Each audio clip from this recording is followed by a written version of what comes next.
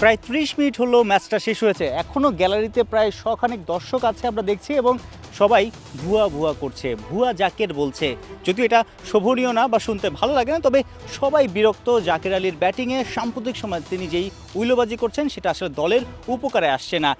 প্রথম ম্যাচে জাকের বেস্ট ইলেভেনে ছিলেন না, দ্বিতীয় ম্যাচে সোহানকে ড্রপ দিয়ে জাকেরকে ফেরানো হলো, তিনি ক্রিজে নেমেই স্ট্রাগল করেছেন। একদম জুলিয়ান উড যে বলে গিয়েছিলেন যে বাংলাদেশের সেরা হিটার, সেরা ফিনিশার এবং আইসম্যান, সেটা বলার পর থেকে যেন জাকেরের খারাপ সময়টা শুরু হয়ে গেছে।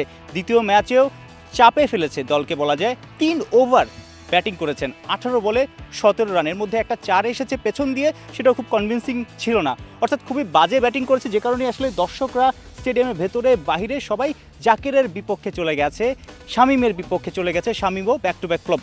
এই হারের পর আসলে টাইগার দলের অবস্থা কি সেটাই জানবো দিন শেষে প্রেস কনফারেন্সে। জাকির ভাই এর আগেও কিন্তু অনেক বড় বড় ওয়েস্ট ইন্ডিজের সাথেও আপনি দেখছেন, ওয়েস্ট ইন্ডিজের সিরিজে দেখছেন সে কী করতে পারে।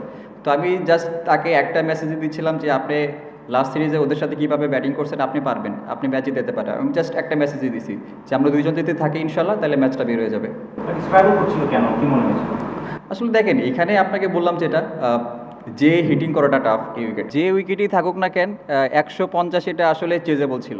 এটা আসলে আমরা ব্যাটসম্যানদের ব্যর্থতা, আমরা সবাই দায়িত্ব নিতে পারি নাই। আমরা যদি মিস্টেকের সংখ্যা কমাইতে পারি তাহলে দেখবেন যে আমরা কিন্তু অনেক ক্লোজ ম্যাচ হারি, আপনার 10 রান 15 রান। তো আমরা যদি মিস্টেক আর একটু কম করতে পারি তাহলে হয়তো বা বড় ইভেন্টে এবং এশিয়া কাপের কথা যেটা বললেন, তাহলে আমরা ইজিলি মানে যে জিনিসগুলো চেস করতে পারতাম। অনেকেই বলছিল বাংলার টি-20 দলটা অর্থাৎ ছোট ফরম্যাটের দল বড় হয়ে উঠছে, রাঘব বোয়াল হয়ে উঠছে, কারণ টানা 4টা দ্বিপাক্ষিক সিরিজ জিতেছে।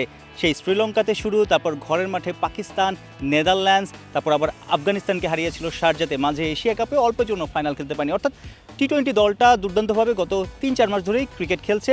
ঘরের মাঠে ক্যারিবিয়ানরা যারা নেপালের কাছে হেরে আসে, সেই দলটার বিপক্ষে তো বাংলাদেশই ফেভারিট ছিল, কিন্তু হোঁচট একটা খেলো, ভালোভাবে হোঁচট খেলো।